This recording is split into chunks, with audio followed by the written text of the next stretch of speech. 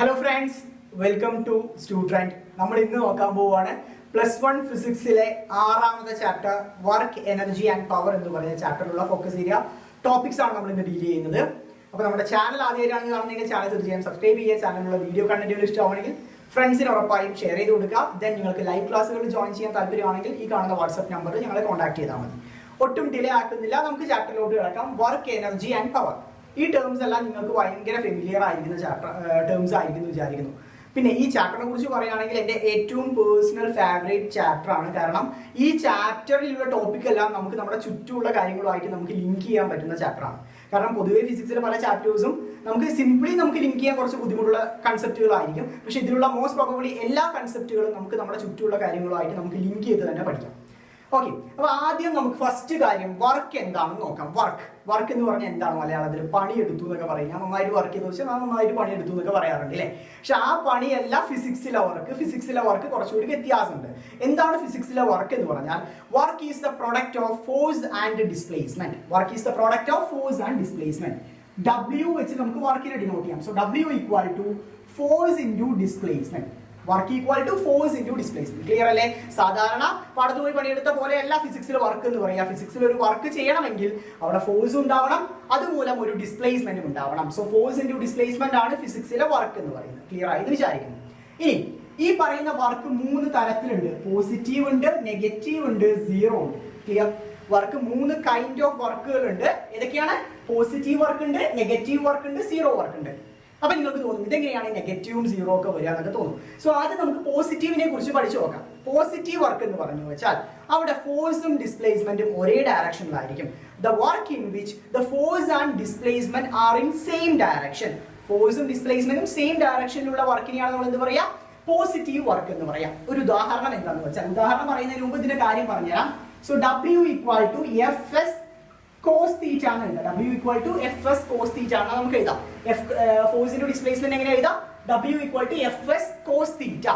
തീറ്റ എന്ന് പറഞ്ഞാൽ എന്താണ്? It is the angle between force and displacement. ഫോഴ്സും ഡിസ്പ്ലേസ്മെന്റും തമ്മിലുള്ള ആംഗിളിനെയാണ് നമ്മൾ എന്ത് പറയുക? തീറ്റ എന്ന് പറയുന്നത്. Theta is the angle between force and displacement എന്ന് നമുക്ക് പറയാൻ വേണ്ടി പറ്റും. ക്ലിയർ അല്ലേ? So fine. ഇനി പോസിറ്റീവ് വർക്കിന്റെ കേസിൽ എന്താ പറഞ്ഞത്? ഫോഴ്സും ഡിസ്പ്ലേസ്മെന്റും ഒരേ ഡയറക്ഷനിലാണെന്നല്ലേ പറഞ്ഞത്.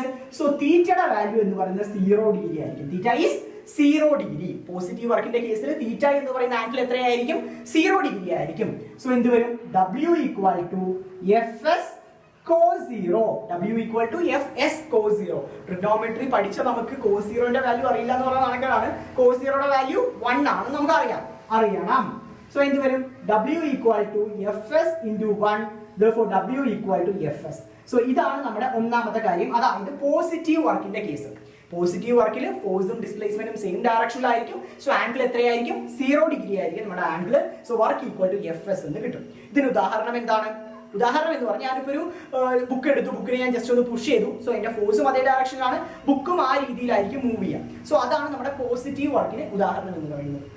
ഇനി നമുക്ക് നെഗറ്റീവ് വർക്കിനെ കുറിച്ച് നോക്കിയാലോ? നെക്സ്റ്റ് നമ്മൾ നോക്കാൻ പോകുന്നത് നെഗറ്റീവ് വർക്കാണ് അല്ലെ. നെഗറ്റീവ് വർക്കിന്റെ കണ്ടീഷൻ ഇപ്പൊ എന്താ നിങ്ങൾക്ക് മനസ്സിലായി കാണുമല്ലോ. പോസിറ്റീവ് പറഞ്ഞപ്പോൾ തന്നെ നിങ്ങൾക്ക് നെഗറ്റീവ് ഫെമിലിയർ ആയിട്ടുണ്ടാവും. അതായത് ഫോഴ്സും ഡിസ്പ്ലേസ്മെന്റും ഓപ്പോസിറ്റ് ഡയറക്ഷനിൽ വരുന്ന വർക്കിനെയാണ് നമ്മൾ എന്ത് പറയുക? നെഗറ്റീവ് വർക്ക് എന്ന് പറയാം. ഫോഴ്സും ഡിസ്പ്ലേസ്മെന്റും ഓപ്പോസിറ്റ് ഡയറക്ഷൻ. വീണ്ടും ഒരു സംശയം വന്നത്, അതെങ്ങനെയാണ് ശരിയാവുക? ഫോഴ്സ് കൊടുക്കുന്ന ഡയറക്ഷനിലല്ലേ ഡിസ്പ്ലേസ്മെന്റ് സംഭവിക്കുക? ചില കുട്ടികൾക്ക് എങ്കിലും സംശയം ഉണ്ടാവില്ലേ? അവിടെ ഞാൻ ഒരു ഉദാഹരണം പറഞ്ഞുതരാം. അതായത് ഒരു കല്ല് ഞാൻ മേലോട്ട് എറിയാണ്. ഒരു കല്ല് ഇങ്ങനെ താഴെ, ഇതാണ് ഗ്രൗണ്ട് ലെവൽ എന്ന് വെക്കാം. ഈ കല്ലിന് ഞാൻ മുകളിലോട്ട് എറിയാണ്. താഴോട്ട് വീഴുന്നില്ല, മുകളിലോട്ട് എറിയാണ്. സോ മുകളിലോട്ട് എറിയുന്ന സമയത്ത് ഗ്രാവിറ്റേഷണൽ ഫോഴ്സ് എങ്ങോട്ടായിരിക്കും? ഗ്രാവിറ്റേഷണൽ ഫോഴ്സ് ആക്ട് ചെയ്യുന്ന താഴോട്ടായിരിക്കും. കല്ലിന്റെ മൂവ്മെന്റ് എന്ന് പറയുന്നത് മുകളിലോട്ടായിരിക്കും അല്ലെ. Acceleration due to gravity, otherwise gravitational force act ചെയ്യുന്ന താഴോട്ടായിരിക്കും. കല്ല് മൂവ് ചെയ്യുന്നത് എങ്ങോട്ടാണ്? മുകളിലോട്ടാണ് അല്ലേ. സോ ആ സമയത്ത് അപ്വേർഡ് മോഷന് മാത്രം വിചാരിച്ചാൽ മതി. താഴോട്ട് വരുമ്പോൾ രണ്ടും സെയിം ഡയറക്ഷനിലാണ് കേട്ടോ. പക്ഷേ ഈ പറഞ്ഞ അപ്വേർഡ് മോഷൻ, ഞാൻ ഇവിടെ നിന്ന് ഒരു കല്ലെടുത്ത് എറിയുന്ന സമയത്ത് കല്ല് മേലോട്ടാണ് മൂവ് ചെയ്യുക. ആക്സലറേഷൻ ഡ്യൂ ടു ഗ്രാവിറ്റി അല്ലെങ്കിൽ ഗ്രാവിറ്റേഷണൽ ഫോഴ്സ് എങ്ങോട്ടാണ്? താഴോട്ടാണ് ആക്ട് ചെയ്യുക. സോ ഫോഴ്സും ഡിസ്പ്ലേസ്മെന്റും എങ്ങനെയാണ്? ഓപ്പോസിറ്റ് ഡയറക്ഷനിലാണ്. സോ ആ സമയത്ത് എന്താണ് നമ്മുടെ വർക്ക് എന്ന് പറയുന്നത്? നെഗറ്റീവ് വർക്കിന് എക്സാമ്പിൾ വർക്ക് എന്ന് പറയുന്നത് നെഗറ്റീവ് ആയിരിക്കും. So W equal to F S cos theta തന്നെയാണ് ഇക്വേഷൻ. തീറ്റ എത്രയായിരിക്കും? 180 ഡിഗ്രി ആയിരിക്കും. തീറ്റ എന്ന് പറയുന്ന ആംഗിൾ എത്രയായിരിക്കും? 180 ഡിഗ്രി ആയിരിക്കും. അതായത് ഫോഴ്സും ഡിസ്പ്ലേസ്മെന്റും തമ്മിലുള്ള ആംഗിൾ എന്ന് പറയുന്നത് 180 ഡിഗ്രി ആയിരിക്കും. So W equal to F S cos 180. fs cos 180. cos 180 എത്രയാണ്? -1 ആണ്. cos 180 എന്ന് പറഞ്ഞാൽ -1 ആണ്. So W equal to -fs എന്ന് വരും. So W equal to -fs. ഇതാണ് നമ്മുടെ നെഗറ്റീവ് വർക്കിന് ഉദാഹരണം എന്ന് പറയുന്നത്. വളരെ സിമ്പിൾ ആയിട്ട് മനസ്സിലാക്കുക. ഒരു കല്ല് മുകളിലോട്ട് എറിയുന്നതാണ് നെഗറ്റീവ് വർക്കിന് എക്സാമ്പിൾ എന്ന് പറയുന്നത്. അടുത്തത് നെക്സ്റ്റ് വൺ ഞാൻ ഓൾറെഡി പറഞ്ഞു. അടുത്ത എന്തായിരിക്കും? സീറോ വർക്ക് ആണ്. സീറോ വർക്കിനെ കുറിച്ചാണ് നമ്മൾ നോക്കാൻ പോകുന്നത്. എന്താണ് സീറോ വർക്ക്? സീറോ വർക്ക് എന്ന് പറഞ്ഞാൽ എന്തായിരിക്കും? അവിടെ ഒരു ജോലിയും ചെയ്യുന്നില്ല എന്നായിരിക്കും. സോ സീറോ വർക്ക് നമുക്ക് മൂന്ന് രീതിയിൽ വരും. എങ്ങനെയാണ് ഒരു വർക്ക് സീറോ ആവുക? ഒന്നില്ലെങ്കിൽ ഡിസ്പ്ലേസ്മെന്റ് സീറോ ആവുമ്പോൾ, അല്ലെങ്കിൽ ഫോഴ്സ് സീറോ ആവുമ്പോൾ. ഇതാണ് നിങ്ങൾക്ക് വളരെ സിമ്പിൾ ആയിട്ട് മനസ്സിലാക്കാൻ പറ്റുന്ന രണ്ട് കൺസെപ്റ്റ്. ഇത് കൂടാതെ ഒരു കൺസെപ്റ്റ് കൂടി ഉണ്ട് കേട്ടോ. സോ ഡിസ്പ്ലേസ്മെന്റ് സീറോ ആണെങ്കിലും വർക്ക് സീറോ ആയിരിക്കും, ഫോഴ്സ് സീറോ ആണെങ്കിലും വർക്ക് സീറോ ആയിരിക്കും. ഡിസ്പ്ലേസ്മെന്റ് സീറോ ആവുന്ന കണ്ടീഷൻ എന്താണെന്ന് വെച്ചാൽ, ഈ പുറമേ നിൽക്കുന്ന ചുമരിൽ പോയി ഞാൻ എത്ര തള്ളിയാലും ചുമര് വല്ല നീങ്ങും. ചുമര് ഞാൻ രാവിലെ മുതൽ ഉച്ച വരെ ഇരുന്ന് തള്ളുകയാണ്. ചുമരിന് വല്ല മാറ്റവും വരുമോ? ചുമരിന് ഒരു മാറ്റവും വരില്ല. അപ്പൊ ഡിസ്പ്ലേസ്മെന്റ് സീറോ ആണ്. അപ്പൊ ഞാൻ എന്ത് ചെയ്യുന്നു? ഞാൻ വർക്ക് ചെയ്തിട്ടില്ല എന്ന് പറയാം. അല്ലാതെ രാവിലെ മുതൽ ഉച്ച വരെ ഞാൻ ചുമര് പിടിച്ച് തള്ളി ഞാൻ നല്ല വർക്ക് ചെയ്തുകൊണ്ട് വീട്ടിൽ പോയി കഴിഞ്ഞാൽ അവർ വിചാരിക്കും നിനക്ക് വട്ടാണെന്ന്. കാരണം എന്ന് വെച്ചാൽ അവിടെ വർക്ക് സംഭവിക്കണമെങ്കിൽ അവിടെ ഡിസ്പ്ലേസ്മെന്റ് ഉണ്ടാവണം. അപ്പോൾ അതുകൊണ്ട് തന്നെ ഡിസ്പ്ലേസ്മെന്റ് ഇല്ലെങ്കിൽ അവിടെ വർക്ക് സീറോ ആയിരിക്കും. ഡിസ്പ്ലേസ്മെന്റ് ഇല്ലെങ്കിൽ വർക്ക് സീറോ ആയിരിക്കും. സെയിം വേ ഫോഴ്സ് ഇല്ലെങ്കിലും അവിടെ വർക്ക് സീറോ ആയിരിക്കും. ഫോഴ്സ് ഇല്ലെങ്കിലും വർക്ക് സീറോ ആണ്. ഞാൻ അവിടെ കൈകെട്ടി നിന്നിട്ട് ഞാൻ അവിടെ വർക്ക് ചെയ്തു എന്ന് പറഞ്ഞാൽ ഒന്നും നടക്കില്ല. സോ വർക്ക് ചെയ്യണമെങ്കിൽ ഫോഴ്സും വേണം, ഡിസ്പ്ലേസ്മെന്റ് വേണം. സോ ഡിസ്പ്ലേസ്മെന്റ് സീറോ ആണെങ്കിലും വർക്ക് സീറോ ആണ്, ഫോഴ്സ് സീറോ ആണെങ്കിലും വർക്ക് സീറോ ആണ്. അടുത്ത condition W equal to F S cos theta. Theta 90 degree ആവുന്ന സമയത്ത് വർക്ക് സീറോ ആയിരിക്കും. Theta 90 degree. അപ്പൊ നിങ്ങൾക്ക് തോന്നും എങ്ങനെ തീറ്റ 90 ഡിഗ്രി ആവും എന്ന് തോന്നില്ലേ? ഉദാഹരണം പറഞ്ഞുതരാം. അതായത് ഇതാണ് നമ്മുടെ ഡിസ്പ്ലേസ്മെന്റ് ഇരിക്കുന്നത്, ഇതാണ് നമ്മുടെ ഫോഴ്സ് എന്ന് വെക്കുക. സോ ഈ ആംഗിൾ എത്ര വരും? 90 ഡിഗ്രി ആണ്. സോ ഫോഴ്സും ഡിസ്പ്ലേസ്മെന്റും മ്യൂച്വലി പെർപെൻഡിക്കുലർ ആണെങ്കിൽ, നമ്മുടെ ആംഗിൾ എത്രയായിരിക്കും? 90 ഡിഗ്രി ആയിരിക്കും. അപ്പൊ അടുത്ത സംശയം വരില്ലേ, അതെങ്ങനെയാണ് ഫോഴ്സും ഡിസ്പ്ലേസ്മെന്റും മ്യൂച്വലി പെർപെൻഡിക്കുലർ ആവുക? ഉദാഹരണം പറഞ്ഞുതരാം. നമ്മൾ തലയിൽ ഒരു ചാക്ക് വെച്ചിട്ട് ഞാൻ റോഡിലൂടെ നടന്നു പോകാന്ന് വെക്കും. തലയിൽ ഒരു ചാക്ക് വെച്ചിട്ട് ഞാൻ റോഡിലൂടെ നടന്നു പോകാൻ കേട്ടോ. സോ ഇതാണ് ഞാനെന്ന് വെക്കാം. എന്റെ തലയിൽ ഒരു ചാക്കുണ്ട്, ചാക്കിൽ മൊത്തം കല്ലാണെന്ന് വെക്കാം. ഫൈൻ. ഞാൻ ഈ റോഡിലൂടെ നടന്നു പോവാണ്. ക്ലിയർ? സോ ഞാൻ ഈ ചാക്ക് ഇങ്ങനെ പിടിച്ചിട്ടുണ്ട്. ഓക്കെ. അപ്പൊ ഞാൻ കൊടുക്കുന്ന ഫോഴ്സ് ഏത് ഡയറക്ഷനില്ല? ഫോഴ്സ് ഞാൻ മുകളിലോട്ടാണ് കൊടുക്കുന്നത്. ചാക്ക് തലയിൽ നിന്ന് താഴേക്ക് വീഴാതിരിക്കാനാണ് ഞാൻ ഫോഴ്സ് കൊടുക്കുന്നത്. ഞാൻ നടക്കുന്ന ഡയറക്ഷൻ എങ്ങോട്ടാണ്? ഞാൻ റോഡിലൂടെ ഫ്രണ്ടിലോട്ടല്ലേ നടക്കുന്നത്. ഫോഴ്സ് മേലോട്ടാണ്, ഞാൻ നടക്കുന്നത് ഇങ്ങോട്ടാണ്. സോ ആംഗിൾ എത്രയാണ്? 90 ഡിഗ്രിയാണ്. ആംഗിൾ 90 ഡിഗ്രിയാണ്. അപ്പൊ എന്ത് വരും? W equal to F S cos 90 എന്ന് വരും. കോസ് 90 എത്രയാണ്? സീറോ ആണ്. അപ്പൊ W ഈക്വൽ ടു സീറോ ഉണ്ട്. ക്ലിയർ അല്ലേ? എപ്പോഴാണ് വർക്ക് സീറോ ആവാന്ന് മനസ്സിലായോ? ഫോഴ്സും ഡിസ്പ്ലേസ്മെന്റും മ്യൂച്വലി പെർപെൻഡിക്കുലർ ആയിരിക്കും, അല്ലെങ്കിൽ അത് രണ്ടും തമ്മിലുള്ള ആംഗിൾ 90 ഡിഗ്രി ആയിരിക്കുമ്പോൾ നമ്മുടെ വർക്ക് എന്താണ്? സീറോ ആണ്. അതിനുള്ള ഉദാഹരണമാണ് തലയിൽ ഒരു ചുമടെടുത്തിട്ട് ഒരാൾ റോഡിലൂടെ നടന്നു പോകുന്നത്. അത് അതിനൊരു ഉദാഹരണമാണ്. ഈ കാര്യം കൃത്യമായിട്ട് മനസ്സിലാക്കുക. സോ ഇതാണ് നമ്മുടെ 3 തരത്തിലുള്ള വർക്ക്. സോ വർക്കിനെ കുറിച്ച് നമുക്കൊരു ഐഡിയ കിട്ടിയില്ലേ? വർക്ക് കഴിഞ്ഞു. വർക്കിന്റെ കാര്യം നമുക്ക് അവിടെ ക്ലോസ് ചെയ്യാം. നെക്സ്റ്റ് വൺ, വർക്ക് കഴിഞ്ഞാൽ അടുത്ത വർക്കിനെ കുറിച്ച് ഒരു കാര്യം കൂടി പറയാൻ വിട്ടുപോയില്ല. വർക്കിന്റെ യൂണിറ്റ് എന്താണ്? ഡയമെൻഷൻ എന്താണ്? രണ്ട് ഇമ്പോർട്ടന്റ് ആണ്. യൂണിറ്റ് എന്ന് പറഞ്ഞാൽ ജൂൾ ആണ്. വർക്കിന്റെ യൂണിറ്റ് എന്ന് പറയുന്നത് ജൂൾ. ഇനി അടുത്ത ഡയമെൻഷനെ കുറിച്ച് നമുക്ക് നോക്കാം. So work equal to force into displacement അല്ലേ? ഫോഴ്സിന്റെ ഡയമെൻഷൻ എന്താണ്? ml t പവർ ഓഫ് -2 ആണ്. ml t പവർ ഓഫ് -2 ആണ് ഫോഴ്സിന്റെ ഡയമെൻഷൻ എന്ന് പറയുന്നത്. ഡിസ്പ്ലേസ്മെന്റ് L ആണ്. സോ വർക്കിന്റെ ഡയമെൻഷൻ എന്തായിരിക്കും? ml square t power of -2. വളരെ ഇമ്പോർട്ടന്റ് ആണ്. വർക്കിന്റെ യൂണിറ്റ് പറയണം, ഡയമെൻഷനും അറിയണം. അപ്പോൾ വർക്ക് 3 ടൈപ്പാണ്. Positive, negative, zero. 3നും എക്സാമ്പിളും പഠിച്ചിരിക്കും. അടുത്ത കാര്യം, അപ്പൊ നമ്മുടെ ഈ ചാപ്റ്ററിലെ ഒരു ടോപ്പിക് നമ്മൾ വളരെ സിമ്പിൾ ആയിട്ട് തന്നെ കവർ ചെയ്തു. ലൈവ്ലി എക്സാമ്പിൾസ് ഉപയോഗിച്ച് തന്നെ നമ്മൾ കവർ ചെയ്തു. അടുത്തത് എനർജി എന്താണ്? എനർജി എന്ന് പറഞ്ഞാൽ ബൂസ്റ്റ് കുടിച്ചാൽ കിട്ടുന്ന എനർജി ആണോ ഇവിടെ എനർജി? ഇവിടെ ഫിസിക്സിൽ എനർജി എന്ന് പറഞ്ഞാൽ energy is the capacity to do a work. ഒരു ജോലി ചെയ്യാൻ നമുക്കുള്ള കപ്പാസിറ്റിനെയാണ് നമ്മൾ എന്ത് പറയാ? എനർജി എന്ന് പറയും. ഒരു ജോലി ചെയ്യാൻ നമുക്കുള്ള capacity. Energy is the capacity to do a work. Clear അല്ലേ? സോ ഇനി അടുത്തത് എനർജിന്റെ ഡിഫറെന്റ് കൈൻഡ്, പല കൈൻഡ് ഓഫ് എനർജീസ് ഉണ്ട്. നിങ്ങൾക്ക് എല്ലാവർക്കും അറിയുന്ന കാര്യമായിരിക്കും, 10ലൊക്കെ നിങ്ങൾ പഠിച്ച കാര്യമായിരിക്കും. മെക്കാനിക്കൽ എനർജി ഉണ്ട്, ഇലക്ട്രിക്കൽ എനർജി ഉണ്ട്, ലൈറ്റ് എനർജി ഉണ്ട്, സൗണ്ട് എനർജി ഉണ്ട്, ഹീറ്റ് എനർജി ഉണ്ട്. പറഞ്ഞു പോയി കഴിഞ്ഞാൽ ഈ ദിവസം മുഴുവൻ എനിക്ക് പറയാനേ സമയം ഉണ്ടാവുള്ളൂ. സോ എനർജി എന്ന് പറയുന്ന പല തരത്തിൽ എനർജികളുണ്ട്. പക്ഷെ നമുക്കിവിടെ എല്ലാ എനർജിയും പഠിക്കാനില്ല. നമുക്കിവിടെ പഠിക്കാനുള്ളത് മെക്കാനിക്കൽ എനർജിനെ കുറിച്ചാണ്. മെക്കാനിക്കൽ എനർജി, ഓക്കെ, മെക്കാനിക്കൽ എനർജിനെ കുറിച്ചാണ് നമുക്ക് ഇവിടെ പഠിക്കാനുള്ളത്. സോ മെക്കാനിക്കൽ എന്ന വാക്കിന് അർത്ഥം എന്താണ്? മൂവിങ് അല്ലെങ്കിൽ മോഷൻ റിലേറ്റഡ് ആയിട്ടുള്ള കാര്യങ്ങളെ നമ്മൾ എന്താ പറയാ, മെക്കാനിക്സ് അല്ലെങ്കിൽ മെക്കാനിക്കൽ എഞ്ചിനീയറിംഗ് എന്നൊക്കെ കേട്ടിട്ടുണ്ടല്ലോ. നിങ്ങൾ ഇപ്പോൾ പ്ലസ് 2 കഴിഞ്ഞാൽ മെക്കാനിക്കൽ എഞ്ചിനീയറിന് പോകുന്ന ആൾക്കാരൊക്കെ ഉണ്ടാവും. സോ മെക്കാനിക്കൽ മീൻസ് മൂവിങ് പാർട്സിനെ കുറിച്ചുള്ള അല്ലെങ്കിൽ മോഷൻ റിലേറ്റഡ് ആയിട്ടുള്ള ഒരു സ്ട്രീമിനെയാണ് നമ്മൾ മെക്കാനിക്കൽ എന്ന് പറയുക. സോ മെക്കാനിക്കൽ എനർജി രണ്ട് രീതിയിലുണ്ട് കേട്ടോ.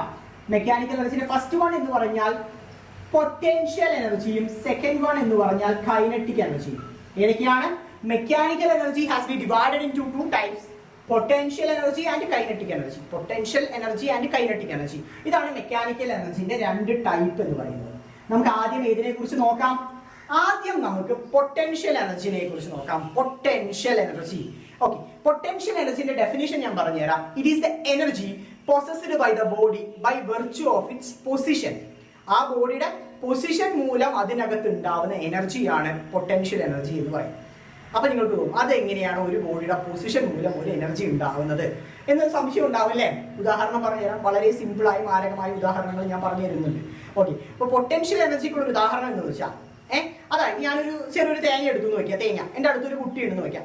ആ കുട്ടിയുടെ തലയിൽ ഞാൻ തേങ്ങ പതുക്കൊന്ന് ഇട്ട് കഴിഞ്ഞാൽ കുട്ടിക്ക് എന്തെങ്കിലും സംഭവിക്കുമോ? കുട്ടിക്ക് ഒന്നും സംഭവിക്കില്ല അല്ലെ? അതേ കുട്ടിയെ ഞാൻ നമ്മുടെ വീടിന് താഴെ, ടെറസിന് താഴെ കൊണ്ട് നിർത്തിയിട്ട് ഞാൻ ടെറസിന്റെ മുകളിൽ അതേ തേങ്ങ ഇട്ട് കഴിഞ്ഞു വെച്ചാൽ കുട്ടിയുടെ തല പൊട്ടി ചോര വരും, ശരിയല്ലേ? കാരണം എന്താണ്? ഞാൻ ഇവിടെ നിന്നിട്ട തേങ്ങയും അവിടെ നിന്നിട്ട തേങ്ങയും സെയിം തന്നെയാണ്. പക്ഷേ ആ പറയുന്ന ഹൈറ്റിൽ വേരിയേഷൻസ് വരുമ്പോൾ ആ പറയുന്ന ഒബ്ജക്റ്റിന് കുറച്ച് എനർജി കിട്ടും. ഉദാഹരണം കുറച്ച് ശോഭനം മനസ്സിലായി, പക്ഷെ നിങ്ങൾക്ക് എളുപ്പം മനസ്സിലാവാനാണ് ഞാൻ ഈ കാര്യം പറഞ്ഞത് കേട്ടാ.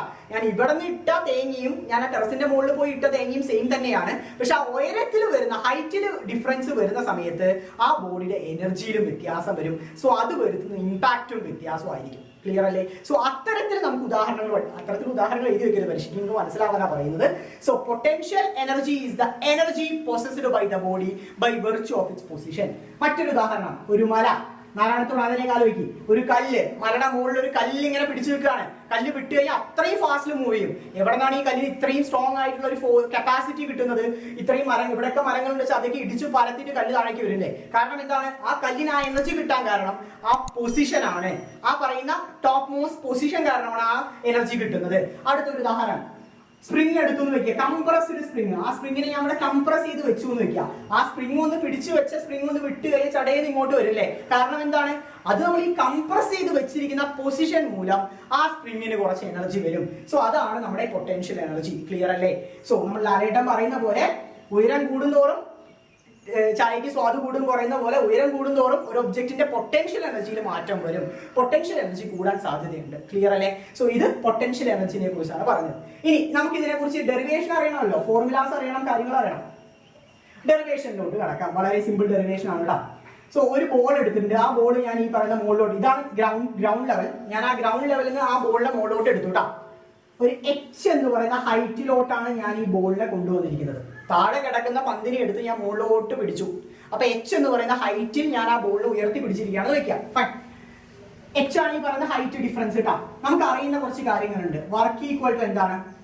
ഫോഴ്സ് ഇൻടു ഡിസ്പ്ലേസ്മെന്റ് ആണ്. Work equal to force into displacement ആണ്. ഇവിടെയുള്ള ഡിസ്പ്ലേസ്മെന്റ് എത്രയാണ്? ഇവിടെയുള്ള ഡിസ്പ്ലേസ്മെന്റ് എത്ര? ഡിസ്പ്ലേസ്മെന്റ് മുമ്പ് തന്നെ ഫോഴ്സിനെ കുറിച്ച് എഴുതാം. ഫോഴ്സ് എന്ന് പറഞ്ഞാൽ F ഈക്വൽ ടു ma ആണ്. എക്ക് പകരം ഇവിടെ ആക്ട് ചെയ്യുന്ന ഫോഴ്സ് ഏതാണ്? ആക്സിലറേഷൻ ടു ഗ്രാവിറ്റി ആണ് ആക്ട് ചെയ്യുക. സോ mg ഇൻറ്റു ഇവിടെയുള്ള ഡിസ്പ്ലേസ്മെന്റ് എത്രയാണ്? എത്ര ദൂരമാണ് ഡിസ്പ്ലേസ് ചെയ്തിരിക്കുന്നത്? h എന്ന് പറയുന്ന ഹൈറ്റ് ആണ് displace. h therefore work, otherwise ഇവിടെ എന്ന് പറഞ്ഞാൽ പൊട്ടൻഷ്യൽ എനർജിനെ കുറിച്ചല്ലേ പറഞ്ഞത്. So potential energy equal to എന്താണ്? mgh എന്ന് പറയും. Potential energy equal to mgh. വളരെ സിമ്പിൾ ആണ്. Work equal to force into displacement. Work എന്ന് പറഞ്ഞാൽ ഇവിടെ എനർജിയാണ് ഉദ്ദേശിക്കുന്നത് കേട്ടോ. So energy equal to force into displacement. Okay, so mg into h ആണ് വരിക. ഹൈറ്റ് h ആണ്. g വരാൻ കാരണം ഗ്രാവിറ്റി ആണ് ഇവിടെ ആക്ട് ചെയ്യുന്നത്. സോ g ആണ് വരിക. So potential energy equal to mgh എന്ന് വരും. ക്ലിയർ അല്ലേ? വളരെ സിമ്പിൾ. അപ്പൊ ഇതാണ് പൊട്ടൻഷ്യൽ എനർജിനെ കുറിച്ച് നിങ്ങൾക്ക് പഠിക്കാനുള്ള കാര്യം. യൂണിറ്റ് എന്ന് പറഞ്ഞ ജൂൾ തന്നെയാണ്, ഒരു വ്യത്യാസമില്ല. ജൂൾ തന്നെയാണ് പൊട്ടൻഷ്യൽ എനർജിന്റെയും യൂണിറ്റ് എന്ന് പറയുന്നത്, അതിലൊരു വ്യത്യാസമില്ല കേട്ടോ. അപ്പൊ ഇത് കഴിഞ്ഞു പൊട്ടൻഷ്യൽ എനർജി. അടുത്ത എനർജി ഞാൻ പറഞ്ഞു, മെക്കാനിക്കൽ എനർജിയെ രണ്ടായിട്ട് ഡിവൈഡ് ചെയ്തിട്ടുണ്ട്, potential and kinetic energy. Next one kinetic എനർജിനെ കുറിച്ച് നോക്കാം. കൈനറ്റിക് എനർജി എന്ന് പറഞ്ഞാൽ കൈനറ്റിക് വാക്കിൽ തന്നെ, കൈനറ്റിക് റിലേറ്റഡ് ടു മോഷൻ തന്നെയാണ് അല്ലെ. സോ കൈനറ്റിക് എനർജിനെ കുറിച്ച് നോക്കാം. The energy possessed by the body by virtue of its motion. ആ ബോഡിയുടെ മോഷനിലൂടെ അതിന് കിട്ടുന്ന എനർജിനെയാണ് നമ്മൾ എന്ത് പറയാ, കൈനറ്റിക് എനർജി എന്ന് പറയാ. The energy possessed by the body by virtue of its motion. ആ ബോഡി മൂവ് ചെയ്യുന്നത് കൊണ്ട് അതിന് കിട്ടുന്ന എനർജിയാണ് നമ്മുടെ കൈനറ്റിക് എനർജി എന്ന് പറയുന്നത്. ക്ലിയർ അല്ലേ? ഇതിന്റെ യൂണിറ്റും എന്ത് തന്നെയായിരിക്കും, ജൂൾ തന്നെയായിരിക്കും. ഇതിന്റെ യൂണിറ്റും ജൂൾ തന്നെയായിരിക്കും, അതിലൊരു വ്യത്യാസമില്ല. ഇനി നമുക്ക് എന്ത് ചെയ്യണം, ഇതിന്റെ ഇക്വേഷൻ ഡിറൈവ് ചെയ്തെടുക്കാം. വളരെ സിമ്പിൾ ആയിട്ട് നമുക്ക് ഡിറൈവ് ചെയ്യാം. v square equal to U square plus 2as. എന്തിനാണ് ഈ ഇക്വേഷൻ എടുക്കുന്നത് പറഞ്ഞുതരാം. ആക്സലറേഷൻ കണ്ടുപിടിക്കാനാണ് ഇക്വേഷൻ ഉപയോഗിക്കുന്നത് കേട്ടോ. സോ ഒരു ബോഡി, ഒരു കാർ എടുക്കട്ടെ, ഒരു ബോൾ, എനിക്ക് ബോളാണ് ഇഷ്ടം. സോ ഒരു ബോൾ ഞാൻ എടുത്തു, ഈ ബോൾ ഞാൻ ഇങ്ങോട്ട് ഉരുട്ടി വിടുകയാണ് കേട്ടോ. അപ്പൊ ആ ബോളിന്റെ കൈനറ്റിക് എനർജി ആണ് നമ്മൾ കൺസിഡർ ചെയ്യുന്നത് കേട്ടോ. സോ ഇനീഷ്യലി ആ ബോൾ തുടങ്ങുന്ന സമയത്ത് അതിന് വല്ല വെലോസിറ്റി ഇല്ല. So initially the velocity is 0. So u equal to 0. Initial velocity 0 ആയിരിക്കും കേട്ടോ. സോ എന്ത് വരും, v square equal to 0 square plus 2as. v square equal to 0 square plus 2as എന്ന് വരും. Clear? v square equal to 0 square plus 2as. Next one, therefore a equal to എന്ത് വരും, a equal to ഒന്ന് relate ചെയ്ത് നോക്കിക്കേ, v square divided by 2s എന്ന് വരും. a equal to v square divided by 2s. ശരിയല്ലേ? v സ്ക്വയറിനെ അവിടെ നിർത്തി, a നെ മാത്രം അവിടെ നിർത്തിയിട്ട് 2s താഴേക്ക് വന്നു. So a equal to v square divided by 2s. Equation number 1. Acceleration കിട്ടി. അപ്പൊ നിങ്ങൾക്ക് തോന്നും എന്തിനാണ് ആക്സിലറേഷൻ കണ്ടുപിടിക്കുന്ന, ആവശ്യമില്ലാത്ത പരിപാടി. ആവശ്യമുണ്ട് പോലെ ഞാൻ പറഞ്ഞുതരാം. ഫോഴ്സ് ഈക്വൽ ടു എന്താണ്, force equal to F equal to ma. Newton second law നമ്മൾ പഠിച്ചാണ്. Force equal to mass into acceleration ആണ്. മാസ് നമുക്ക് എഴുതാമല്ലോ. So equal to m into acceleration v square divided by 2s. Acceleration v square divided by 2s. So force നമുക്ക് കിട്ടി. രണ്ടാമത്തെ കാര്യം force ആണ്. ഫോഴ്സ് നമുക്ക് കിട്ടി. ഫോഴ്സ് കിട്ടി കഴിഞ്ഞാൽ നമുക്ക് എന്ത് കണ്ടുപിടിക്കാം, വർക്ക് കണ്ടുപിടിക്കാലോ. വർക്ക് എനർജി ഓർ ഇവിടെ കൈനറ്റിക് എനർജി. സോ ഫോഴ്സ് കിട്ടി കഴിഞ്ഞാൽ നമുക്ക് കൈനറ്റിക് എനർജി കണ്ടുപിടിക്കാലോ. എങ്ങനെ കണ്ടുപിടിക്കാം, force into displacement. Kinetic energy equal to force into displacement ആണ്. ഫോഴ്സ് എത്രയാണ്, ഫോഴ്സ് എന്ന് പറയുന്നത് mv square divided by 2s ആണ്. mv square divided by 2s ആണ് നമ്മുടെ എന്ത് പറയുന്നത്, ഇവിടെയുള്ള ഫോഴ്സ് എന്ന് പറയുന്നത്. ഡിസ്പ്ലേസ്മെന്റ് എന്ന് പറഞ്ഞാൽ ഇൻറ്റു s കൊടുത്താൽ മതി. അപ്പൊ ഡിസ്പ്ലേസ്മെന്റ് ആയി. സോ ഇതൊന്ന് ക്യാൻസൽ ചെയ്ത് കളഞ്ഞാൽ എസും എസും വെട്ടി കളഞ്ഞു. ബാക്കി എന്താ ഉള്ളത്, ബാക്കി mv സ്ക്വയർ ഡിവൈഡഡ് ബൈ 2 എന്നാ ഉള്ളത്. ഒന്നുകൂടി മാറ്റി എഴുതാം, half mv square. Kinetic energy equal to half mv square. Final answer ഇതാണ് നമ്മുടെ ഫൈനൽ ആൻസർ എന്ന് പറയുന്നത്. കൈനറ്റിക് എനർജിന്റെ ഫൈനൽ ആൻസർ എന്ന് പറയുന്നത് ഹാഫ് mv സ്ക്വയർ. ഇതാണ് നമ്മുടെ ഫൈനൽ ആൻസർ. വളരെ സിമ്പിൾ കാര്യമാണ്, വളരെ ഇമ്പോർട്ടന്റ് ആണ്.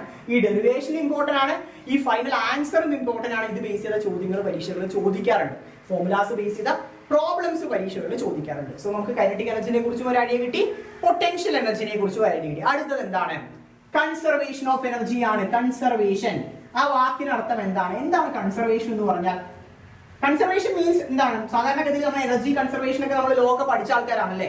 The total energy before collision will be equal to total energy after collision എന്നൊക്കെ നമ്മൾ പഠിച്ചിട്ടുണ്ട് അല്ലേ. ടോട്ടൽ എനർജി അല്ല, ടോട്ടൽ മൊമെന്റം ആണ് നമ്മൾ കഴിഞ്ഞ ചാപ്റ്റർ പഠിച്ചത്. ഇവിടെ നമ്മൾ എനർജി റിലേറ്റഡ് ആണ്.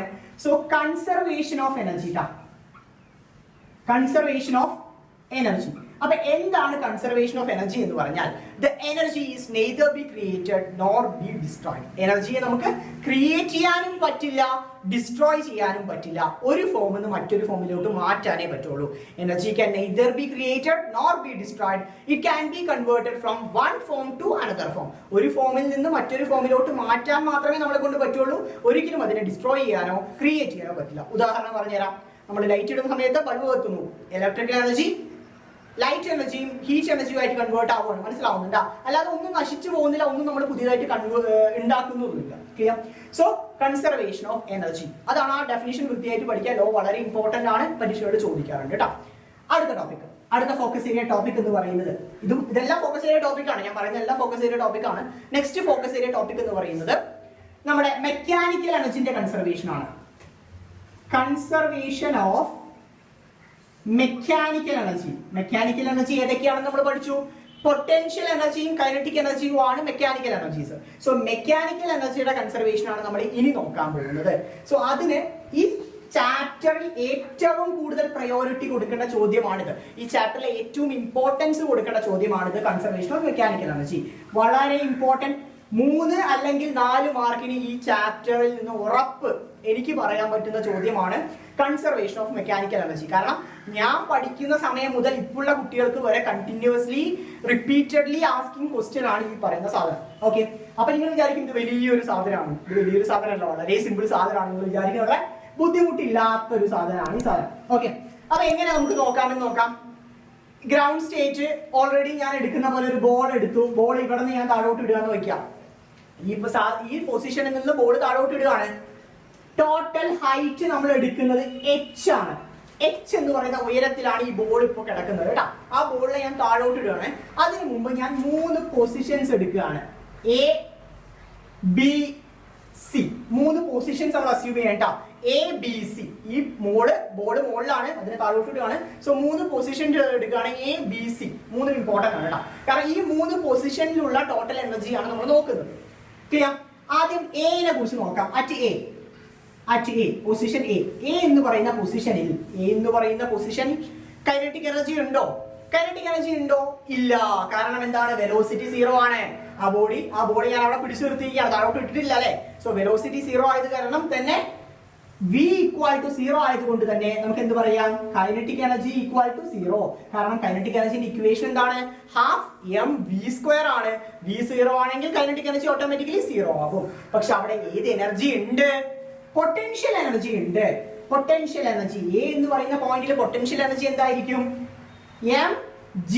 ഹൈറ്റ് അല്ല, ഡിസ്റ്റൻസ് എത്രയാണ്? h ആണ്. സോ mgh ആണ്. സോ അവിടെയുള്ള പൊട്ടൻഷ്യൽ എനർജി എത്രയാണ്? mgh ആണ്. സോ ടോട്ടൽ എനർജി എത്രയായിരിക്കും? Kinetic energy plus potential energy ആണ് നമ്മുടെ ടോട്ടൽ എനർജിന്റെ equation. Kinetic energy plus potential energy. Kinetic energy 0 ആണ്. പൊട്ടൻഷ്യൽ എനർജി mgh ആണ്. therefore ടോട്ടൽ എനർജി എന്ത് തന്നെ വരുള്ളൂ? mgh തന്നെയേ വരുള്ളൂ. ടോട്ടൽ എനർജി അറ്റ് A എന്ന് പറയുന്ന പോയിന്റിൽ ടോട്ടൽ എനർജി എത്രയാണ്? mgh ആണ്. വളരെ ഇമ്പോർട്ടന്റ് ആണ് കേട്ടോ. സോ ഇതെങ്ങനെ കണ്ടുപിടിച്ചെന്ന് മനസ്സിലായില്ലേ? ആദ്യം ഇനീഷ്യലി ഇവിടെ വെലോസിറ്റി 0 ആണ്. അപ്പൊ കൈനറ്റിക് എനർജി 0 ആയിരിക്കും. ബാക്കി എന്ത് മാത്രമേ ഉള്ളൂ? ഒരു ഹൈറ്റില് പൊട്ടൻഷ്യൽ എനർജി ആണുള്ളത്. ഓൾറെഡി പല എക്സാമ്പിൾസ് ഞാൻ പറഞ്ഞു, ഇനി മറക്കാൻ പാടില്ല. So kinetic energy potential energy മാത്രമേ ഉള്ളൂ. സോ ഫൈനൽ ആൻസർ mgh ആണ്. ഒന്നാമത്തെ ഇക്വേഷൻ മറന്നു പോകരുത് കേട്ടോ. കാരണം 3 പോയിന്റിനെ കുറിച്ച് പഠിക്കുമ്പോൾ ഓരോ ഇക്വേഷൻസ് നിങ്ങളുടെ മൈൻഡിൽ വേണം. ഞാൻ വായിക്കാൻ പോവാണേ. അടുത്തത് രണ്ടാമത്തെ പോയിന്റ് എവിടെയാണ്? A കഴിഞ്ഞു. അടുത്ത നമുക്ക് B നോക്കിയാലോ. രണ്ടാമത്തെ പോയിന്റ് B ആണ്. അതായത് ഈ പോയിന്റ് ആണ് നമ്മൾ നോക്കാൻ പോകുന്നത്, നടുവത്തെ പോയിന്റ് കേട്ടോ. സോ അവിടെ നിങ്ങൾക്ക് അറിയാം നമ്മുടെ ബോൾ ഇവിടെ നിന്ന് മാറിയിട്ട് ബോൾ ഞാൻ ഈ പൊസിഷനിൽ കൊണ്ടുവന്ന് നിർത്തിയിരിക്കുകയാണ് കേട്ടോ. ഈ പൊസിഷനിലാണ് ഇപ്പൊ ബോൾ ഉള്ളത്. സോ ഇവിടെ എന്തൊക്കെയാ ഉള്ളത്? കൈനറ്റിക് എനർജി ഉണ്ട്, അതുപോലെ തന്നെ പൊട്ടൻഷ്യൽ എനർജി ഉണ്ട്. കൈനറ്റിക് എനർജി ഉണ്ട്, പൊട്ടൻഷ്യൽ എനർജി ഉണ്ട്. അപ്പൊ രണ്ടും നമ്മൾ കൺസിഡർ ചെയ്യണ്ടേ? രണ്ടും നമ്മൾ കൺസിഡർ ചെയ്യണം. രണ്ടും നമ്മൾ കൺസിഡർ ചെയ്യാണ്. ഓക്കെ, സോ ആദ്യം നമുക്ക് പൊട്ടൻഷ്യൽ എനർജി കണ്ടുപിടിച്ചാലോ. Potential energy. അപ്പൊ അതിനു മുമ്പ് ഞാൻ ചെറിയൊരു കാര്യം കൂടി ആഡപ്പ് ചെയ്യുന്നുണ്ട്. ഈ പറയുന്ന B വരെയുള്ള ഡിസ്റ്റൻസ് എന്ന് പറയുന്നത് x ആണ് കേട്ടോ. സിയിൽ നിന്ന് B വരെയുള്ള ഡിസ്റ്റൻസ് എന്ന് പറയുന്നത് x ആണ് കേട്ടോ. x ആണ്, മറന്നു പോകരുത് കേട്ടോ. സോ ഞാനിവിടെ പൊട്ടൻഷ്യൽ എനർജി എങ്ങനെ കണ്ടുപിടിക്കാം? Potential energy mg into distance എത്രയാണ്? ഹൈറ്റ്. mg ഇൻറ്റു ഹൈറ്റ് എത്രയാണ്? x ആണ് ഇവിടെയുള്ള ഹൈറ്റ് കേട്ടോ. സോ mgx എന്ന് എഴുതാം. പൊട്ടൻഷ്യൽ എനർജി mgx ആണ്. h അല്ല, ഉയരം മാറി, B എന്ന് പറയുന്ന പോയിന്റിലെത്തി, ഹൈറ്റ് മാറി, x ആയി മാറി. So mgx. അടുത്തത് കൈനറ്റിക് എനർജി. കൈനറ്റിക് എനർജിന്റെ ഇക്വേഷൻ എന്തായിരുന്നു? ½ mv² ആയിരുന്നു കൈനറ്റിക് എനർജിന്റെ ഇക്വേഷൻ അല്ലേ. ½ mv². v എന്ന് പറഞ്ഞാൽ വെലോസിറ്റി ആണ്. വെലോസിറ്റി നമുക്ക് കണ്ടുപിടിക്കാലോ. വെലോസിറ്റി കണ്ടുപിടിക്കാം. എങ്ങനെ വെലോസിറ്റി കണ്ടുപിടിക്കാം എന്ന് പറയാം. ക്ലിയർ? സോ വെലോസിറ്റി കണ്ടുപിടിക്കാൻ v² = u² + 2as എന്ന് പറയുന്ന ഫോർമുലയുണ്ട്. വെലോസിറ്റി v² = u² + 2as എന്ന് പറയുന്ന ഫോർമുല നമുക്കുണ്ട്. വെലോസിറ്റി v² + 2as എന്ന് പറയുന്ന ഫോർമുലയുണ്ട്. u എത്രയാണ്? u 0 ആണ്. u എന്ന് പറയുന്നത് 0 ആണ്. സോ v² = 2as എന്ന് വരും. ഒന്നുകൂടി മാറ്റാം. aക്ക് പകരം ആക്സിലറേഷന് പകരം ആക്സിലറേഷൻ ഡ്യൂ ടു ഗ്രാവിറ്റി കൊടുക്കാം. അപ്പൊ 2g(s). s എന്ന് പറഞ്ഞ ഹൈറ്റ് അല്ലേ. എത്ര ദൂരം സഞ്ചരിച്ചു? ഡിസ്പ്ലേസ്മെന്റ് എത്രയാണ്? ആ ബോളിന്റെ ഡിസ്പ്ലേസ്മെന്റ് കണക്കാക്കിക്കേ. ഈ ടോട്ടൽ ഹൈറ്റ് h ആണ്, ഈ ഹൈറ്റ് x ആണ്. അപ്പൊ എത്രയായിരിക്കും? എത്ര ദൂരം ആ ബോൾ എയിൽ നിന്ന് സഞ്ചരിച്ചു? വളരെ സിമ്പിൾ അല്ലേ. h - x h minus X ദൂരം ആ പറയുന്ന ബോൾ എയിൽ നിന്ന് ബിയിലോട്ട് സഞ്ചരിച്ചു. മനസ്സിലാക്കി വെക്കുക, ടോട്ടൽ h ആണ്, ബി വരെയുള്ള ദൂരം എത്രയായിരിക്കും? h മൈനസ് എക്സ് ആയിരിക്കും. h മൈനസ് എക്സ് ആയിരിക്കും. ക്ലിയർ അല്ലേ? മനസ്സിലായി എന്ന് വിചാരിക്കുന്നു. അവിടെ നിൽക്കട്ടെ. അപ്പൊ നമുക്ക് എന്ത് കിട്ടി? v സ്ക്വയറും കിട്ടി. സബ്സ്റ്റിറ്റ്യൂട്ട് ചെയ്യാലോ. Kinetic energy equal to half m into V സ്ക്വയറിന്റെ പകരം സബ്സ്റ്റിറ്റ്യൂട്ട് ചെയ്യാം. 2 into G into H minus X എന്ന് സബ്സ്റ്റിറ്റ്യൂട്ട് ചെയ്യാം. Half M into 2 into G into H minus X എന്ന് സബ്സ്റ്റിറ്റ്യൂട്ട് ചെയ്യാം. ക്ലിയർ അല്ലേ? ക്ലിയർ ആണോ? ക്ലിയർ ആണെന്ന് വിചാരിക്കുന്നു. സോ നമുക്ക് എന്ത് കിട്ടി? കൈനറ്റിക് എനർജിന്റെ ഇക്വേഷൻ കിട്ടി. ഇനി നമുക്ക് ടോട്ടൽ എനർജി കണ്ടുപിടിച്ചാലോ. ടോട്ടൽ എനർജി കണ്ടുപിടിക്കാം. ബിയിലുള്ള ടോട്ടൽ എനർജി ആണ് കണ്ടുപിടിക്കാൻ പോകുന്നത്. So total energy equal to potential energy plus kinetic energy ആണ്. Potential energy M G H ആണ്. പൊട്ടൻഷ്യൽ എനർജി എന്ന് പറയുന്നത് എം ജി എച്ച് അല്ല, എം ജി എക്സ് ആണ്. Sorry, potential energy M G X ആണ്. So M G X plus ഇവിടെ kinetic energy കൂടി add ചെയ്യണ്ടേ. So half M into 2 into G into H minus X. Clear അല്ലേ? മനസ്സിലാക്കി തന്നെ പഠിക്കുക. വലിയ ബുദ്ധിമുട്ടൊന്നുമില്ല, വളരെ സിമ്പിൾ ആയിട്ട് തന്നെ പഠിക്കാം കേട്ടോ. M G X plus half into M into 2 into G into H minus X. ഇതിൽ ഏതൊക്കെ ടേംസ് നമുക്ക് ക്യാൻസൽ ചെയ്യാൻ പറ്റും? 2ഉം 2ഉം ക്യാൻസൽ ചെയ്യാൻ പറ്റും. 2ഉം 2ഉം നമുക്ക് ക്യാൻസൽ ചെയ്യാൻ പറ്റില്ലേ? പറ്റും. അപ്പൊ എം ജി എക്സ് പ്ലസ് ഇവിടെ എന്തൊക്കെ ഉള്ളത്? M G into H minus X. ഉള്ളിലോട്ട് മൾട്ടിപ്ലൈ ചെയ്യാലോ. So M G X plus M G H minus M G X എന്ന് വരും. ഈ എം ജിനെ ഉള്ളിലോട്ട് മൾട്ടിപ്ലൈ, വേറെ ഒന്നും ചെയ്തിട്ടില്ല. എം ജിനെ എടുത്തിട്ട് ഞാൻ ഉള്ളിലോട്ട് ഗുണിച്ചു. എം ജി എക്സും ക്യാൻസൽ ആയി പോയി. ബാക്കി എന്താ ഉള്ളത്? എം ജി എച്ച് മാത്രമേ ഉള്ളൂ.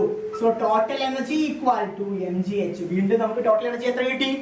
എം ജി എച്ച് എന്ന് കിട്ടി. വീണ്ടും നമുക്ക് total energy M G H എന്ന് തന്നെ നമുക്ക് കിട്ടി. ഒരു മാറ്റം ഇല്ല കേട്ടോ. ആദ്യം കിട്ടി, അതായത് എ എന്ന് പറയുന്ന പോയിന്റിലും കിട്ടി, അതേ ടോട്ടൽ എനർജി തന്നെ നമുക്ക് എവിടെയും കിട്ടി, ബി എന്ന് പറയുന്ന പോയിന്റിലും കിട്ടി. നെക്സ്റ്റ് നമുക്ക് എന്ത് നോക്കണം? ചെറുതായിട്ട് മഴ പെയ്യുന്നുണ്ട്, ആ സൗണ്ട് ചിലപ്പോൾ കേൾക്കാം. ബുദ്ധിമുട്ടായി വിചാരിക്കുന്നില്ലെങ്കിൽ നമുക്ക് കണ്ടിന്യൂ ചെയ്യാം. അടുത്തത് സി എന്ന് പറയുന്ന പോയിന്റിനെ കുറിച്ച് നമ്മൾ അടുത്ത് നോക്കാൻ പോകുന്നു കേട്ടോ. സോ 2 പോയിന്റുകൾ നമ്മൾ പുഷ്പം പോലെ കവർ ചെയ്തു. 2 പോയിന്റിലും ടോട്ടൽ എനർജി നമുക്ക് കിട്ടിയത് എം ജി എച്ച് ആണ്. ഇനി മൂന്നാമത്തെ പോയിന്റിലോട്ട് കിടക്കാം. ബോൾ ഇവിടെ നിന്ന് മാറ്റിയിട്ട് ബോൾ എവിടെ എത്തി? ബോൾ താഴെ എത്തിയിരിക്കുകയാണ്, നിലത്തെത്തി ബോൾ. അപ്പൊ ആ സമയത്ത് അറ്റ് സി, സി എന്ന് പറയുന്ന പോയിന്റിലുള്ള ടോട്ടൽ എനർജിയാണ് നോക്കാൻ പോകുന്നത്. നിലത്തെത്തി, ഹൈറ്റ് എത്രയാണ്? ഹൈറ്റ് h 0 ആണ്. സോ അതുകൊണ്ട് തന്നെ പൊട്ടൻഷ്യൽ എനർജിയും എത്രയായിരിക്കും? 0 ആയിരിക്കും. ഹൈറ്റ് 0 ആകുമ്പോൾ പൊട്ടൻഷ്യൽ എനർജിയും ഗ്രാജുവൽ എത്രയാവും? 0 ആവും. കൈനറ്റിക് എനർജി കണ്ടുപിടിക്കാം. Kinetic energy equal to half M V square. പഴയ അതേ ഇക്വേഷൻ, ഒരു വ്യത്യാസമില്ല. വി കണ്ടുപിടിക്കാലോ. V square equal to U square plus 2as ആണ്. യു സ്ക്വയർ 0 ആണ്, അല്ലെങ്കിൽ യു 0 ആണ്, ഒഴിവാക്കാം. V square equal to 2g. എസിന് പകരം എസ് എന്ന് പറഞ്ഞ ഡിസ്പ്ലേസ്മെന്റ് ആണ്. എയിൽ നിന്ന് സി വരെ എത്ര ദൂരം ഡിസ്പ്ലേസ് ചെയ്തു? എച്ച് എന്ന് പറയുന്ന ഹൈറ്റ് ആണ് അതിനുണ്ടായ ഡിസ്പ്ലേസ്മെന്റ്. ബോള് എയിൽ നിന്ന് തുടങ്ങി അവസാനം കിടക്കുന്ന സിയിലാണ്. സോ എത്ര ദൂരം പോയി? എച്ച് എന്ന് പറയുന്ന ഡിസ്റ്റൻസ് അത് സഞ്ചരിച്ചു. സോ എസിന് പകരം എന്ത് കൊടുക്കാം? എച്ച് എന്ന് കൊടുക്കാം. എസിന് പകരം എന്ത് കൊടുക്കാം? എച്ച് എന്ന് കൊടുക്കാം. സോ ബി സ്ക്വയർ കിട്ടിയില്ലേ? സബ്സ്റ്റിറ്റ്യൂട്ട് ചെയ്യാം. Kinetic energy equal to half into M into 2gh എന്ന് എഴുതാം. 2ഉം 2ഉം ക്യാൻസൽ ചെയ്യാം. ബാക്കി എന്താ ഉള്ളത്? എം ജി എച്ച് ഉള്ളൂ. Kinetic energy equal to M G H ഉള്ളൂ. ക്ലിയർ അല്ലേ? എം ജി എച്ച് കിട്ടി. നമുക്കറിയാം സി എന്ന് പറയുന്ന പോയിന്റിലുള്ള ടോട്ടൽ എനർജി എന്താണ്? Total energy equal to kinetic energy plus potential energy ആണ്. പൊട്ടൻഷ്യൽ എനർജി എത്രയാണ്? 0 ആണ്. കാരണം നിലത്താണ് കിടക്കുന്നത്, ഹൈറ്റ് ഇല്ല, പൊട്ടൻഷ്യൽ എനർജി 0 ആണ്. സോ കൈനറ്റിക് എനർജി മാത്രമല്ലേ ഉള്ളൂ, അതായത് M G H. Total energy equal to M G H എന്ന് കിട്ടി. ടോട്ടൽ എനർജി എന്ത് കിട്ടി? എം ജി എച്ച് എന്ന് കിട്ടി. അപ്പൊ എന്ത് മനസ്സിലായി? എയിലും എം ജി എച്ച് കിട്ടി, ബിയിലും total energy M G H കിട്ടി, സിയിലും total energy M G H കിട്ടി. സോ 3 പോയിന്റിലും എനർജി എന്താണ്? സെയിം ആണ്, എനർജി കൺസേർവ്ഡ് ആണ്. സോ അതാണ് നമ്മൾ പറയുന്നത് എനർജി കൺസേർവ്ഡ് ആണ്. 3 പോയിന്റിലും എനർജി സെയിം തന്നെയാണ്. സോ ഇത് വളരെ ഇമ്പോർട്ടന്റ് ആയ ഒരു ടോപ്പിക് ആണ്. ഇതിൽ നിന്ന് പരീക്ഷയിൽ എന്തായാലും ചോദ്യങ്ങൾ വരാൻ സാധ്യതയുണ്ട്. അത്രത്തോളം ഇമ്പോർട്ടന്റ് ആയ ടോപ്പിക് ആണ്. 5 മാർക്കിനൊക്കെ ഈ ടോപ്പിക്കിൽ നിന്ന് ചോദ്യങ്ങൾ വരാറുണ്ട് കേട്ടോ. So conservation of mechanical energy നമ്മൾ കവർ ചെയ്തു. ഒരേ ഒരു ടോപ്പിക് ആണ് ഇനി പെൻഡിങ്. അതെന്താണ്? അതെന്ന് പറയുന്നത് പവർ ആണ്. Power last topic. ഈ ചാപ്റ്ററിലെ ലാസ്റ്റ് ടോപ്പിക്. ഒറ്റ സ്ട്രെസ് വീഡിയോ ആണ്, ഇടയിൽ ഇന്ററപ്ഷൻ ഒന്നുമില്ല. ഒറ്റയടിക്ക് നമുക്ക് കവർ അപ്പ് ചെയ്യാൻ പറ്റുന്ന ചാപ്റ്ററാണ്. വളരെ സിമ്പിൾ ചാപ്റ്ററാണ്. അത് എനിക്ക് അത്രത്തോളം കോൺഫിഡന്റ് ആണ് ഈ ചാപ്റ്റർ. എനിക്ക് കോൺഫിഡന്റ് ആവുന്ന പോലെ തന്നെ നിങ്ങൾക്കും കോൺഫിഡന്റ് ആയിരിക്കണം കേട്ടോ. സോ പവർ എന്ന് പറഞ്ഞാൽ എന്താണ്? നമുക്ക് നല്ല പവർ ഉണ്ട് എന്നൊക്കെ പറയുന്ന പോലെ തന്നെ പവർ എന്ന് പറഞ്ഞാൽ it is the rate of work done.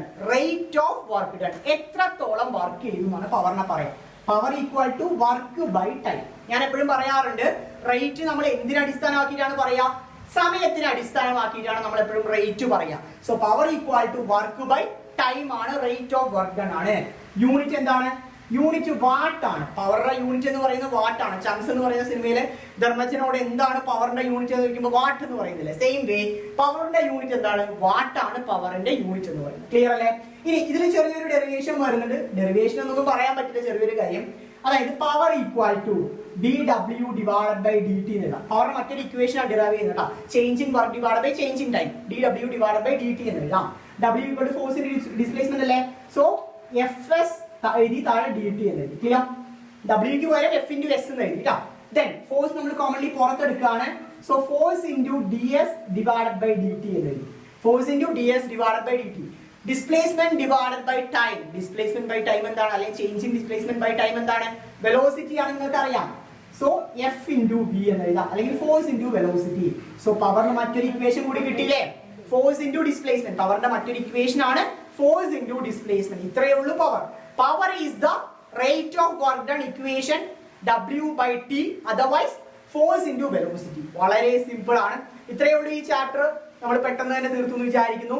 So അതോടൊപ്പം തന്നെ നിങ്ങൾക്ക് എന്തെങ്കിലും ഡൗട്ട് ഉണ്ട് അല്ലെങ്കിൽ എന്തെങ്കിലും സംശയങ്ങൾ ഉണ്ടെങ്കിൽ ഞങ്ങളുടെ കോൺടാക്ട് നമ്പർ പ്രൊവൈഡഡ് ആണ്. അതർവൈസ് കമന്റ് ബോക്സിൽ നിങ്ങൾക്ക് അറിയിക്കാം. സോ അപ്പോൾ thank you so much for watching this video.